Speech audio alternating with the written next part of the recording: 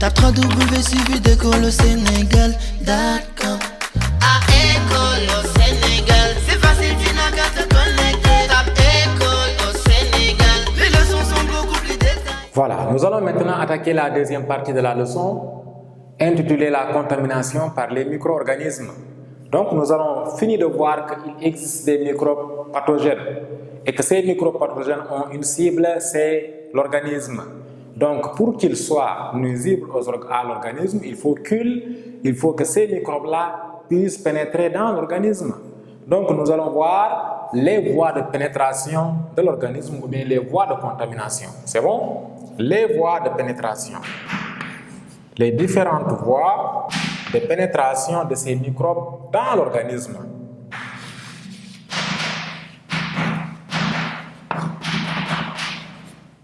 Les voies de pénétration. Donc, avant d'être nuisibles à l'organisme, ces microbes doivent quitter leur milieu de vie et entrer dans l'organisme. Globalement, il existe de nombreuses voies de pénétration de ces microbes dans l'organisme. Parmi les voies-là, nous allons principalement citer celle-ci. Il y a d'abord la voie cutanée ou la peau. C'est ce que vous verrez d'ailleurs en classe de 3e. C'est bon? Avec le phénomène de la phagocytose et de la réaction inflammatoire. C'est bon? Donc, une fois, imaginez-vous que vous étiez en train de jouer et que vous êtes blessé au niveau du pied, la peau est délaissée et en ce moment-là, la peau qui protégeait l'organisme, qui protégeait, on va dire, le corps, une fois que cette peau-là est percée, les micro-organismes vont pouvoir entrer dans l'organisme à travers cette peau-là. Donc, l'une des voies les plus fondamentalement utilisées par ces microbes-là, c'est la peau. Donc, on va dire la voie cutanée ou la peau. Après celle-là, il y a la voie digestive ou la bouche. C'est normal. Vous avez vu que pendant la période de coronavirus, il y avait en réalité l'un des moyens qui avait été utilisé par les individus pour se protéger du coronavirus. C'était quoi? Le masque. Ils avaient recommandé le masque. Pourquoi selon vous?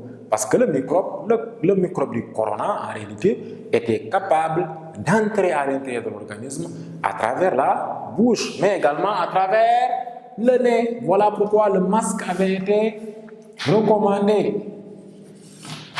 Le masque avait été recommandé pour se protéger en réalité des microbes.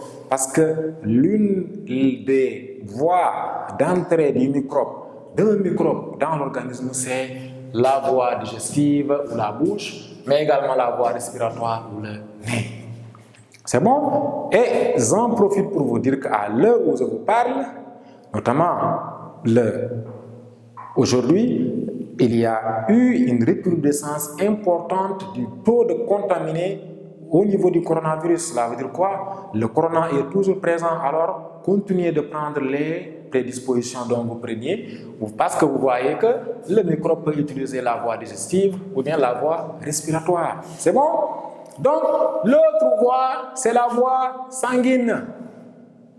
À travers le sang, notamment par les piqûres, ou bien par des injections ou autres, ou des objets souillés, l'utilisation des objets qui sont déjà souillés par un microbe, si vous les réutilisez et que vous vous blessez, le microbe peut passer à travers le sang. C'est bon? Donc on va dire voie sanguine. Mais également, une autre voie utilisée par les microbes pour pénétrer dans l'organisme, c'est la voie génitale ou le sexe. À travers les sécrétions, en réalité, vaginales ou les sécrétions sexuelles. C'est bon? Les sécrétions vaginales ou bien, en réalité, on va dire, le sperme. Tout ça là, c'est des voies qui sont utilisées par des microbes pour pouvoir entrer dans l'organisme d'un individu. Il n'y a pas que ça, il y a également la voie placentaire ou le placenta. Surtout entre une contamination entre une mère et son embryon, ou bien l'embryon et sa mère. C'est bon? Donc toutes ces voies-là, c'est des voies qui sont utilisées par les micro-organismes pour contaminer un individu. C'est bon? Nous allons maintenant passer à la deuxième sous-partie de ce grand 2 intitulé en réalité les modes de contamination. Après que nous ayons vu les voies de pénétration, maintenant on va passer au mode de contamination.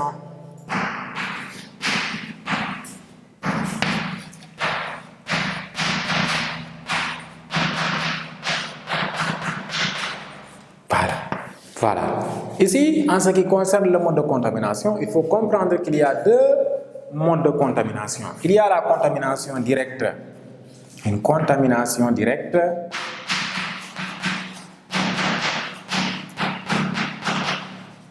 La contamination directe est plus facile à comprendre.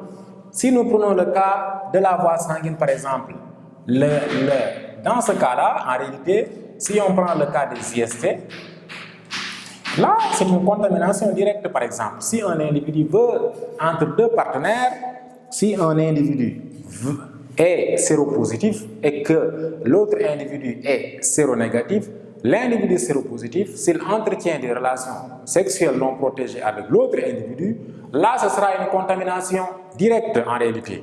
Parce que le virus va quitter l'organisme de l'individu séropositif et va se retrouver dans l'organisme de l'individu séronégatif. Donc, il va être contaminé. Donc, on va dire que c'est une contamination entre l'individu infecté et avec l'individu qui n'est pas en réalité infecté. C'est une contamination directe. Le deuxième cas, c'est le cas de la contamination indirecte.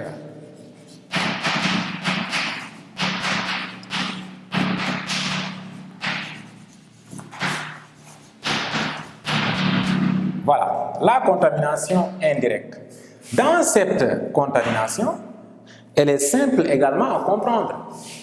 Un individu sédatique, par exemple, quand il utilise des objets souillés, quand il utilise, on va dire, une lame, on va prendre l'exemple d'une lame, il se coupe avec cette lame-là, il dépose la lame, quelques instants après cela, la même lame est utilisée par un individu sain qui se blesse.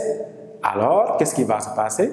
Le virus qui était en réalité dans le sang sur la lame va se retrouver dans l'organisme de l'individu qui était sain et qui va être infecté.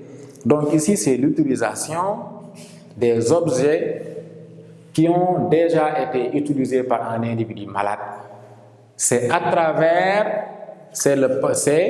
lorsque la contamination a lieu grâce à ou bien à cause, on va dire, des objets qui avaient été souillés. C'est bon?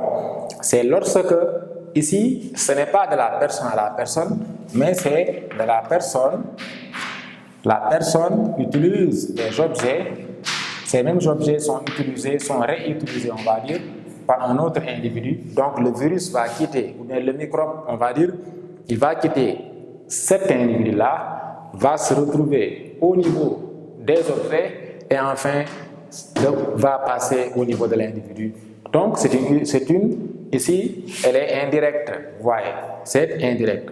Contrairement à la contamination directe où c'est l'individu malade à l'individu sain. Là, c'est une contamination directe, alors que ici, c'est une contamination indirecte. C'est bon? Voilà, nous allons donc passer à une autre partie à la troisième partie de la leçon. C'est bon?